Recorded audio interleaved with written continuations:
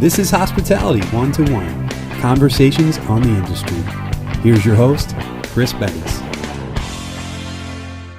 Joining us today is Amanda Hammett. Amanda is a successful entrepreneur who has experience running several multi-million-dollar companies. She has an extensive background speaking with the millennial generation and has a unique take on how to engage and connect with millennials. She is able to bridge the gap between corporate America and the millennial generation. Amanda has become a Millennial Translator who speaks across the country helping companies get the best out of millennial talent. And now, Amanda Hammett. Amanda, thank you so much for joining us today. I appreciate it. No worries. Thank you so much for having me. I'm looking forward to this. So am I. Again, this was an interview that took a lot to happen. We originally were supposed to talk about a week ago, and unfortunately, Amanda, you got sick. Mm-hmm. We're glad you got better, but unfortunately, you're sick again. So we're going to have to, obviously, our apologies to our viewers and listeners if Amanda does cough a little bit. She is on the mend, and she is such a trooper for joining us. Thank you very much again. No, thank you so much for having me, and I will try to keep it to a minimum. So you might have one of the most unique titles, Millennial Translator. Sounds like a Star Wars theme, actually. But how did you come to it? Tell me your story. Okay, so it's actually a really interesting story. I was given that nickname by a group of college students at one of my speaking engagements. So what you don't know is that I'm a tried and true entrepreneur lifelong from 7 years old and up. But at some point, I decided it was time for me to start giving back and for me to really help my fellow millennials along because there was a lot of negative self-talk out there. And so I ended up giving 800 speeches over the course of 5 years, all to millennial audiences across North America. And I talked about leadership, I talked about resilience, and I talked about entrepreneurship. But I did it all based on my own personal stories and things that I had been through, my own trials and tribulations, so to speak. And here and there, I started having companies or bosses come up to me and just be like, hey, what you get these people, we don't. What are we missing? And so I would just give little bits and pieces of information. And then I was at a speaking engagement at a university, and this young lady stands up during the Q&A and she says, so wait a minute, you mean you understand corporations and you understand us? And I was like, yeah. And she's like, so you're like the Millennial Translator. And I was just like, yes, I am. That's exactly what I am. And that name just stuck. I tried it out with a company a few weeks later when I was meeting with them, and they were like, yes, that's what we need, the Millennial Translator. So that's just, ever since then, it's just stuck. So the nickname has stuck and has become more of a brand for you, if you will. It has. It has become such a brand that I actually trademarked it. So. You're going to have to thank the person who came up with that for you. What a coincidence for you, really. Really, I mean, it was just one of those moments in your career that you've just got to take hold of. So let's talk about millennials because, I mean, obviously for good, for bad, they are their next generation, if you will, or our current, if you will, generation. How do you see millennials taking us into the future? I mean, in other words, how do they differ from, say, previous generations? So couple of things here. One of the big things, one of the ways that they really differ from previous generations is that in the workplace, previous generations have often muttered things under their breath, whether it's about their boss, whether it's about their company. Millennials are willing to vocally say that out loud. And I think that's the big differentiator, is that they're actually vocal because their opinions have always mattered. They have always been encouraged to speak up. And so that's what we're seeing in the workforce. Whereas previous generations, they might think that their boss is a total slime ball, but they probably wouldn't say it out loud. Whereas this generation will call you to the carpet. So that's an important point because, I mean, at least in my life, there's always that, with the older generations, that old term, the filter. And we always referred to that person who said what they thought as not having a filter. And so what you're kind of saying here, in a sense, is the millennials support not having a filter, if you will.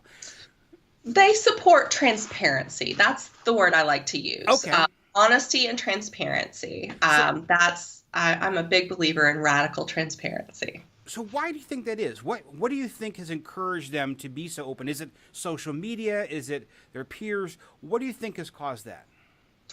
Honestly, this goes back to mom and dad.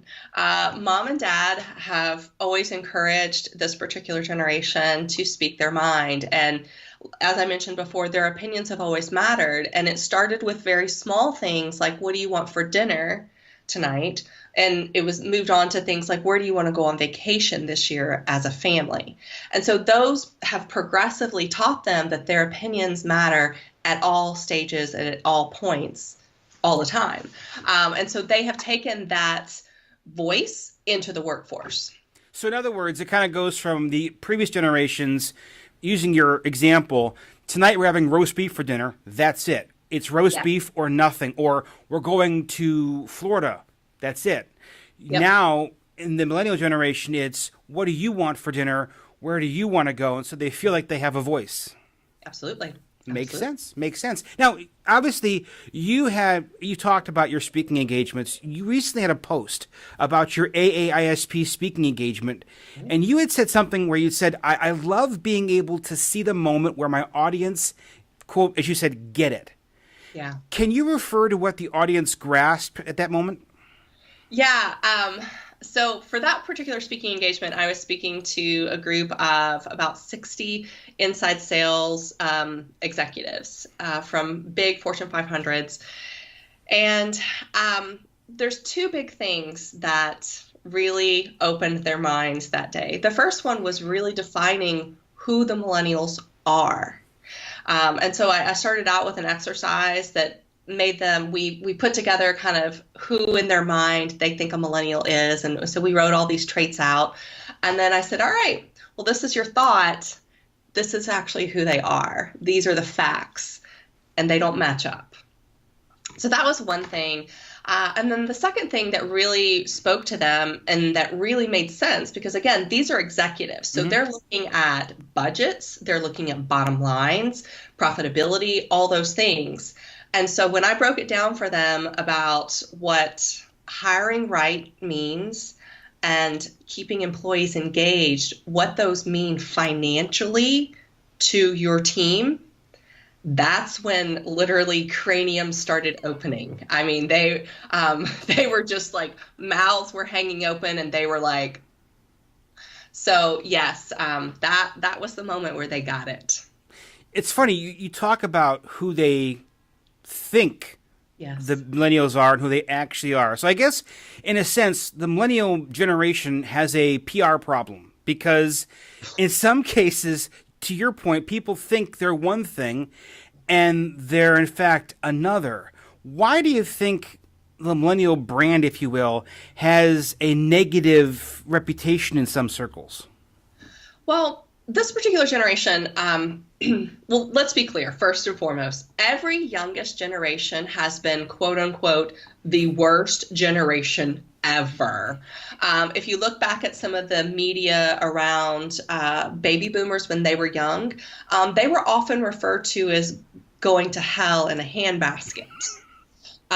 So that was one of the big things. But this particular generation, we live in a world where the news cycle is 24/7, and it's coming at us from all different angles.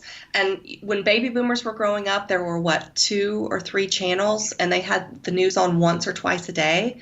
Gen X, they had a few more channels, and they had news on a little bit more often. But now we've got CNN, HLN, we've got 1,000 different stations 24/7. Plus, hey, we have this major media right here on our phone every single day. And so we're actually part of the media, and we're part of the problem. So anytime you have an idea, and in psychology, it's called confirmation bias. So you have this one idea, and anything that supports that idea absolutely 100% you're going to share that on Facebook or Instagram all over the place. But anything that doesn't support your ideas, you can rationalize why that's not true. So it's this perfect storm of scenarios for the millennial generation. Because at the end of the day, a lot of what's going on with them is age and life stage appropriate. Unfortunately, they're just living at a time when, the media is just attacking them from all different angles. So, in other words, in addition to the ABC, NBC, CNN, the major networks, if you will, and of course the mainstream media, as you would put to it, you can have anyone, Joe Smith with a cell phone can tweet, can Instagram, can Facebook a comment about millennials, and it carries a voice throughout, the world, if you will.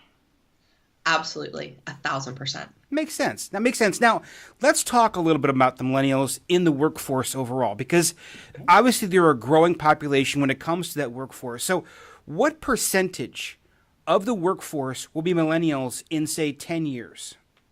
So they are expected in the year 2025, they are expected to hit 75% of the workforce. Wow. So that means 3 out of every 4 American workers will be a millennial. Wow. So with that, that's a big number. That's a lion's share of the workforce. It is. So how do companies prepare for that? Absolutely. So I really feel like millennials are starting to lead us into an economy that favors innovation and creativity over status quo. That's the big, big thing. But as I mentioned before, millennials also love what I call radical transparency. They love honesty, and that's honesty and transparency from all different levels. So one of the things that's going to be very important as we move forward, especially in the hiring process or in just the workforce in general, is at the very beginning stages, where you haven't even talked to anybody yet, you're writing a job description. That job description needs to be completely on point as far as the realities of the job. Because I can't tell you how many millennials I've spoken to who have said, I took this job, I interviewed for this job, and then I took it with the idea that this job description was going to be what my job was going to be like.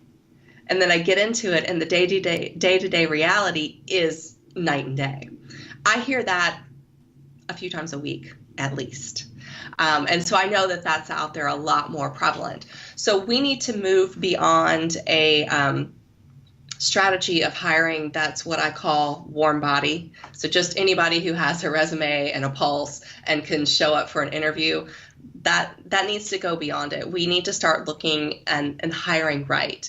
So whatever those skills are, whatever's going to make someone very successful in this particular role, that's what we need to be looking for. Maybe they're not the best interviewer. Maybe they don't have the college education background that you're looking for. But if they fit culturally into your organization, and you can teach skill, you can't teach a culture fit. That's just, it is or it isn't. And so I think that that's one of the big things that's going to make a difference moving forward. And it's going to make a difference, especially for those millennials. You brought up a great point. You just talked about the education, the skill versus the intangible, if you will. Yeah. So, we know that especially society now has really preached the importance of having a college education. They've, generations have said, well, now more than ever, a college education is so important. You can't just go out of high school and get a job, if you will. Wow. In your opinion, how important is that college education that they talk about in comparison to the life skills people have? So I will be very honest with you. I went to college. I felt like college was a wonderful experience for me. But I'm going to be very honest. College is expensive. It's gotten more and more expensive. And it's going to continue to rise. And so I am also a believer in the fact that we can take models from other countries, whether it's apprenticeship models or things like that, and make them work for us here.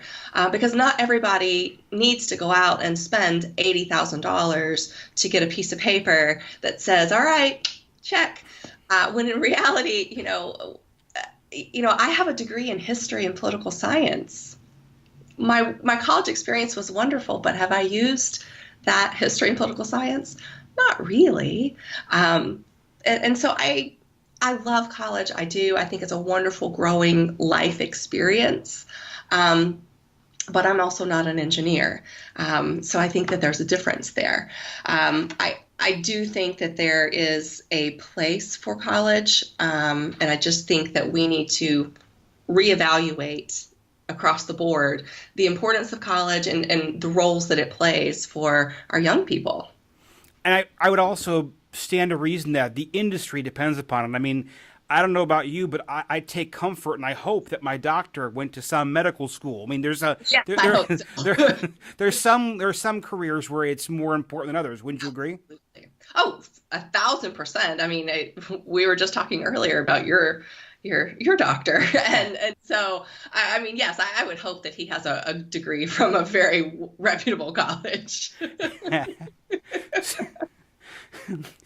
Now, getting back to when it comes to to millennials and hotels, if we will, let's talk about that because, hotels are a unique animal in the sense that, a lot of people nowadays do like in the other industries, they enjoy the either 8 to 5 mentality or the flexible hours, being able to work whenever and or being able to work remote.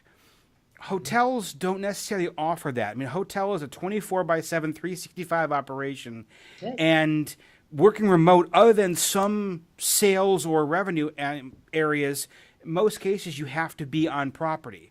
Absolutely. So how do you, given those restraints, if you will, how do you help attract millennial talent to the hotel industry?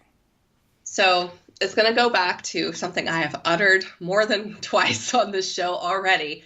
It's going to go back to radical transparency. That's one of the things that I find is going to be the most important for the hotel industry is this is the situation. This is what we're dealing with. Lay it out. Boom, boom, boom. That way you get people that are not surprised when they're asked to work the overnight shift. The second thing that I think that a lot of people don't think about when they think about the hotel industry is that there are all different types of jobs within the hotel industry. Most people, they only think about those customer facing, those, hospitality driven pieces, but that's not all. The good thing about the hotel industry is that you have this wide open career path. Now, one thing that we're finding with millennials in the workforce is that they do a lot of what we call lateral jumps within their career. Do you know what I mean? Mm-hmm. So in previous generations, it was more of a corporate ladder. So you step up, up, up, and you typically stayed within the same industry. Whereas millennials prefer what I call a lily pad approach. So they jump laterally to position. The good thing about the hotel industry is that they can stay within one company and still do that. And that is a huge selling point that a lot of people don't think about. And I think that would be favorable for millennials, and especially in the attraction of them. That's a great point. Now, if you're a hotel and you've hired a millennial and they've worked for a while with you, how do you keep them? How do you retain millennial talent? What do you have to do to make them stay, if you will? So this is not as hard as everyone makes this out to be.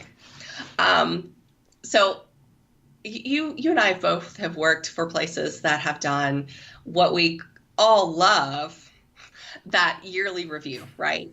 Everybody hates that thing. The bosses hate it. The employees hate it. Everybody hates it, just across the board. I think HR likes it, but that's it. But, the thing is that if that is the only feedback that they're getting throughout the year, they're gone. They're gone. That's it.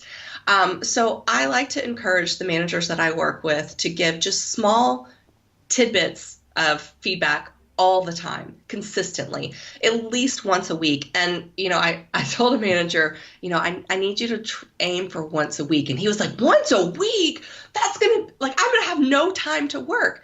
And I'm like, John, it's 15 seconds. Hey, I saw that you did this report. Nice job. Is that going to take you the entire workday? And he was like, well, no. So it's just these little micro bites of information. Hey, you did a great job on that report. Do you think next time you can add X, Y, and Z? So that tells a millennial a few things right there. Hey, you see me as a human being right now, which they love and they prefer. 2, it also shows them that you have seen their work and that you think that they're doing a good job, which again, they enjoy being recognized. And 3, it also serves their need for actual constructive criticism, for that feedback, because you're saying, okay, you did a good job here. Let's do this a little bit different next time. How long did that take you? 15 seconds? No. That's it. So to your point, we talk about the feedback. We talk about, how to retain the millennial. Let's look at the millennial in general, and I guess compared to other generations. Okay. We've, in the quote unquote olden days, you'd have someone be at a job, whether it's in the hotel industry or elsewhere, and they could be there for 5, 10, 15 years plus. Mm-hmm. And now we're seeing people at jobs for shorter durations. Yeah. Why do you think that is? And is that more of a trend that's exclusive to millennials, or do you think it goes across generation boundaries? So actually, when you look at the research, it's actually been trending this way, and I'll tell you why. When millennials were young in the early 1980s,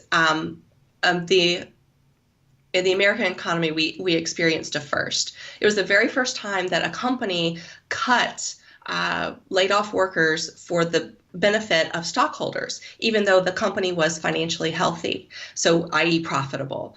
And so that began a trend within the American economy.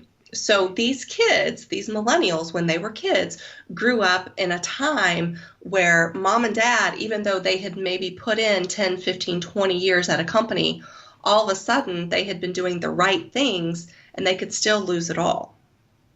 And so that created a lot of angst and uncertainty in the household, which we're seeing now later in that millennials are no longer feel that company loyalty that their parents, the boomers predominantly, felt towards their companies. So that is one of the big reasons. Now, we started to see a difference with Gen X as well, as far as them, staying with employers shorter periods than the boomers. And it's just a trend that's going to continue. But let me just be honest. This is where hiring right is going to matter the most. Because if you hire right and you bring them in right, they're going to stay longer than if you just have a revolving door and just anybody that can fill that seat sits there. If you hire right, you don't have to hire as many if you hire right. And you talked about hiring right earlier, so I guess let's camp there just for a moment. Camp, all right. So when you look at hiring right, we've gone through the job descriptions, what have you, but what's a good hiring process for a millennial? What speaks to them best? What speaks to them best? So again, I'm going to really hone in on this point, is before you even speak to the first applicant, that job description does not need to be written up by HR. It doesn't need to be written up by somebody who has never sat in that seat. It needs to be realistic, and it needs to be the actual reality of the day-to-day situation. I read job descriptions a lot for companies, and I'm like, I don't even know what you're doing here. I don't know what this job is supposed to be. Let's revisit what you're looking at here. So that is the very, very first thing.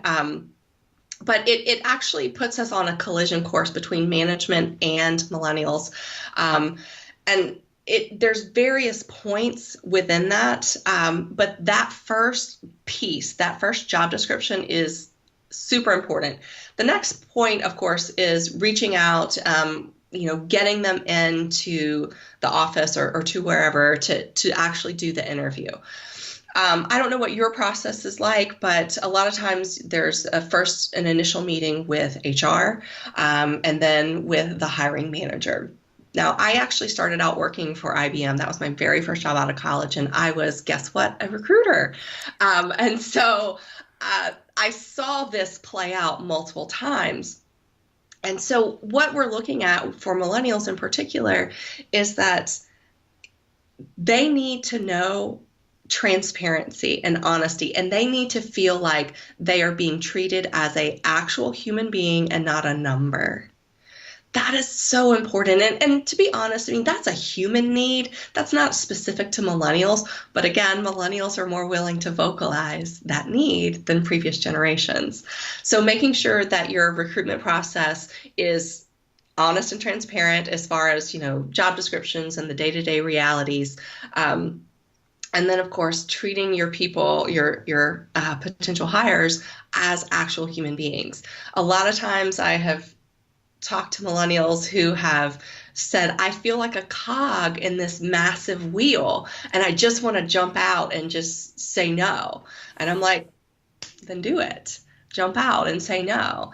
Because if they're treating you this way now, it's probably not going to work out in the long run. So just revamping and re-looking at that hiring process and saying, all right, what can we do to humanize this a little bit? What can we do to make this less about how many applicants can we get versus can we get the right applicants? That's the ultimate goal. That's fantastic advice. Now, let's gear this toward the millennial, all right? Because obviously there's a difference between a job and a career, all right? Yeah. So what advice do you have for millennials looking to make a career in this field, the hospitality industry, as opposed to just a job? So I think that the hospitality industry actually offers some really fantastic experience. I'm a huge believer that everybody in every field should work with the public, directly with the public, at least once, especially early on in their career. And I give that advice all the time, whether you wait tables or you work in that immediate front line of a hotel. I think that that's super important because I think it teaches you a lot. Mm-hmm. It teaches you a lot about customer service, which, by the way, we're all in customer service, whether you're an accountant or you're actually in customer service. We all do customer service at some point in the day. But also we need to think about for millennials in particular, is that they really have this drive for looking at their career path. So that the hotel industry actually gives you that ability to not only, how should I say this? A lot of times there's a lot of pressure on millennials in particular, but previous generations as well, that you get into this one career path and you got to stick it through. Well, with the hotel industry, you're still within this major umbrella of the hotel industry, but you can actually do that lateral jump. And so that is a wonderful, wonderful thing to think about and look at for millennials. Other generations, or I'm sorry, in other industries, that's not necessarily going to be the case. So I think that when millennials are not looking at the hotel industry, maybe they're doing themselves a disservice. That's great advice. Very good advice. Now, last question before we wrap it up here for you. I mean, this millennial talk is fantastic. So any advice for any other generations of workers who are working alongside millennials? Yes, I have a little bit of advice. I think it's really, really important for other generations to think back on themselves when they were 25 or 30, early in their careers. Did they always make the smartest decisions? I can speak for myself and say no, that was not always the case. So what millennials are going through right now, especially the younger millennials, is that it's very age and life stage appropriate. Now, keep in mind, our oldest millennials started turning 40 this year. Yeah. So our youngest millennials are still coming out of college. So what they're experiencing, especially those younger ones, is going to be those growing pains of figuring out who they are and what they want, what's going to work for them, what's not going to work for them, which we've all experienced. Now, the older millennials, they've got 15 years under their belt. They're a little more adapt on what they have and what they need and what skills that they need to build. But those younger ones, they're still they're still figuring things out. So for those older, boomers or older Gen Xers that are looking and just saying, those millennials, they just need to remember, sit back and think, what were they like at 25? Were they making the best decisions for their career at that moment? Or are they looking at it through a lens of 30 years of experience or 20 years of experience? That makes a big difference. That's a terrific perspective to have. Kind of do the gut check, if you will, based upon how you were when you were their age. It kind of makes you think. It does. It does make you think a little bit. Well, this has been just a outstanding conversation. If people want to get a hold of you, Amanda, how can they reach out to you? Absolutely. So you can reach out to me at my website, which is amandahammett.com, and that is HAMMETT.com. Also on there, I've got some freebies that you can download or that you can get and download, some things about employee engagement. I have a cute little infographic that you could print out, put on your desk that you can have. But there's also some things that, especially for the hotel industry, that those younger employees that you may want to look into. I have an entire video series for millennials that is all about creating those, what we call soft skills. So those people skills, how to, look people in the eyes when you're talking to them, how to build trust with people, handshakes. Just starting with the basics, because those were things that they were actually never taught. So those are available as well. This is terrific. What we'll do is we're going to put a link to everything that Amanda's talked about. We'll put it up on our website. That's going to be hospitality1to1.com. Again, thank you for your time. You did a great job, though, coughing. I know. It's like the first time all day. Well, I hope you feel better. And again, thank you so much, Amanda. Thank you so much. I appreciate it. And I loved being here. And I thank you for being so cool about me being sick before and again. Hey, no problem. Have a good day. Thanks for listening to the Hospitality 1-to-1 podcast. Don't forget to subscribe to the podcast on iTunes and Stitcher. You can also check us out on our Facebook page, which is facebook.com/hospitality1to1. We're on Twitter at Hospitality1to1. We also post video versions of our podcast on YouTube. Just search for Hospitality 1-to-1. And of course, you can find us on our website, which is www.hospitality1to1.com.